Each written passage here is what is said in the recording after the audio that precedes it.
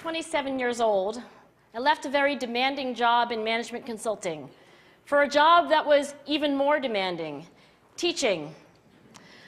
I went to teach 7th graders math in the New York City public schools. And like any teacher, I made quizzes and tests, I gave out homework assignments. When the work came back, I calculated grades. What struck me was that IQ was not the only difference between my best and my worst students. Some of my strongest performers did not have stratospheric IQ scores. Some of my smartest kids weren't doing so well. And that got me thinking. The kinds of things you need to learn in 7th grade math, sure, they're hard. Ratios, decimals, the area of a parallelogram. But these concepts are not impossible.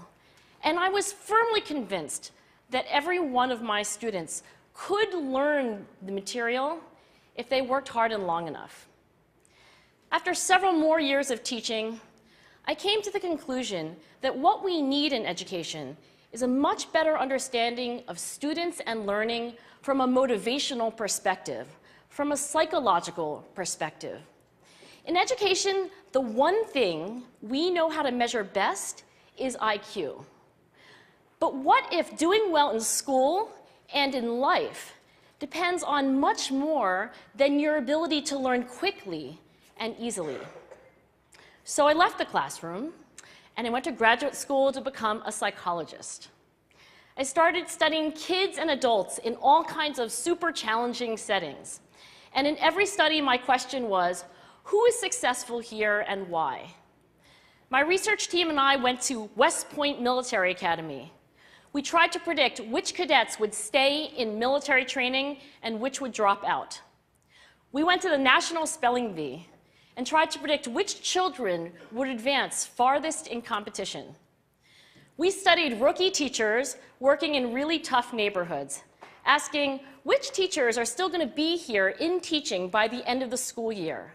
And of those, who will be the most effective at improving learning outcomes for their students? We partnered with private companies asking which of these salespeople is going to keep their jobs and who's going to earn the most money. In all those very different contexts, one characteristic emerged as a significant predictor of success. And it wasn't social intelligence, it wasn't good looks, physical health, and it wasn't IQ. It was grit. Grit is passion and perseverance for very long-term goals. Grit is having stamina.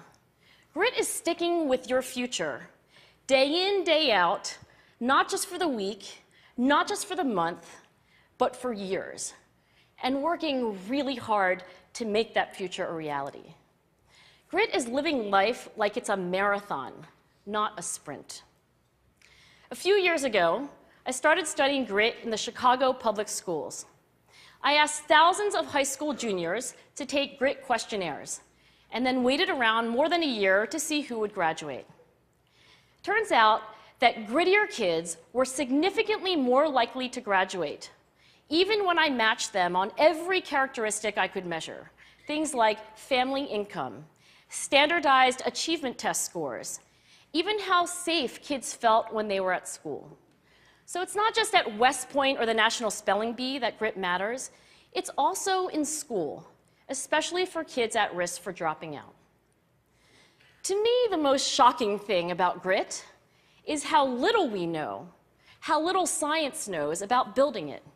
Every day, parents and teachers ask me, how do I build grit in kids?